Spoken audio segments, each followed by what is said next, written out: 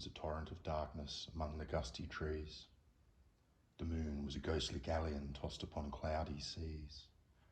The road was a ribbon of moonlight over the purple moor, and the highwayman came riding, riding, riding. The highwayman came riding up to the old inn door. He'd a French cocked hat on his forehead, a bunch of lace at his chin, a coat of the claret velvet, and breeches of brown doeskin. They fitted with never a wrinkle. His boots were up to the thigh, and he rode with a jewelled twinkle, his pistol butts a twinkle, his rapier hilt a twinkle under the jewelled sky. Over the cobbles he clattered and clashed in the dark inn yard.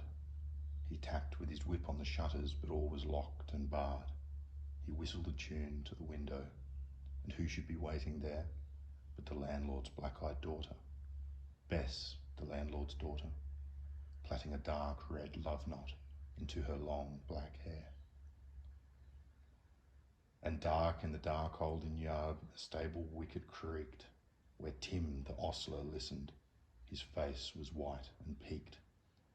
His eyes were hollows of madness, his hair like mouldy hay, but he loved the landlord's daughter, the landlord's red-lipped daughter. Dumb as a dog he listened, and he heard the robber say,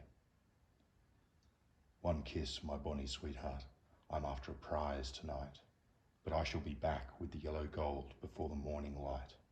Yet if they press me sharply and harry me through the day, then look for me by the moonlight. Watch for me by the moonlight. I'll come to thee by the moonlight, though hell should bar the way." He rose upright in the stirrups. He scarce could reach her hand, but she loosened her hair in the casement. His face burned like a brand as the black cascade of perfume came tumbling over his breast, and he kissed its waves in the moonlight. Oh, sweet black waves in the moonlight. Then he tugged at his rein in the moonlight and galloped away to the west. He did not come in the dawning, he did not come at noon, and out of the tawny sunset before the rise of the moon, when the road was a gypsy's ribbon looping the purple moor, a red-coat troop came marching, marching, marching. King George's men came marching up to the old inn door. They said no word to the landlord, they drank his ale instead, but they gagged his daughter and bound her to the foot of her narrow bed. Two of them knelt at the casement with muskets at their side. There was death at every window, and hell at one dark window, for Bess could see through her casement the road that he would ride. They had tied her up to attention with many a sniggering jest. They had bound a musket beside her with the muzzle beneath her breast. "Now keep good watch," and they kissed her. She heard the doomed man say, "Look for me by the moonlight, watch for me by the moonlight. I'll come to thee by the moonlight, though hell should bar the way." She twisted her hands behind her, but all the knots held good. She writhed her hands till her fingers were wet with sweat or blood. They stretched and strained in the darkness, and the hours crawled by like years, till now, on the stroke of midnight, cold on the stroke of midnight, the tip of one finger touched it. The trigger, at least, was hers. The tip of one finger touched it. She strove no more for the rest. Up she stood to attention, with the muzzle beneath her breast. She would not risk their hearing. She would not strive again, for the road lay bare in the moonlight, blank and bare in the moonlight, and the blood of her veins in the moonlight throbbed to her love's refrain. Tuttle-up, tuttle-up. Had they heard it? The horse hoofs ringing clear. Tuttle-up, tuttle-up. In the distance, were they deaf that they did not hear? Down the ribbon of moonlight, over the brow of the hill, the highwayman came riding, riding, riding. The red coats looked to their priming. She stood up straight and still. Tuttle-up in the frosty silence, tuttle-up in the echoing night. Nearer he came and nearer. Her face was like a light. Her eyes grew wide for a moment.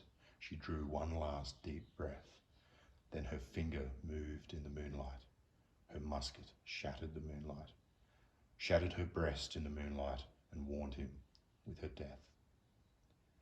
He turned, he spurred to the west.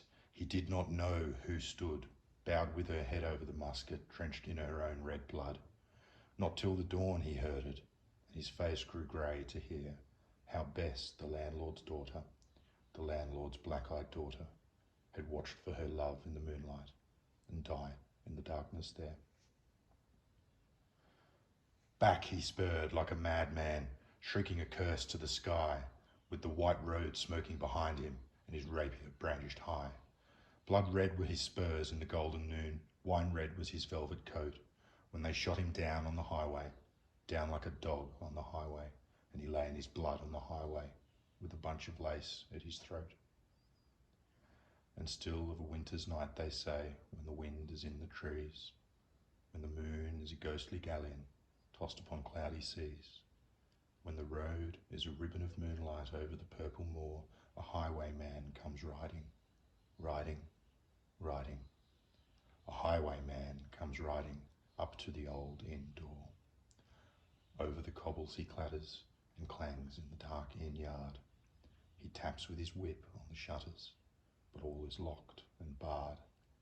He whistles a tune to the window, and who should be waiting there but the landlord's black-eyed daughter, Bess, the landlord's daughter, plaiting a dark red love knot into her long black hair.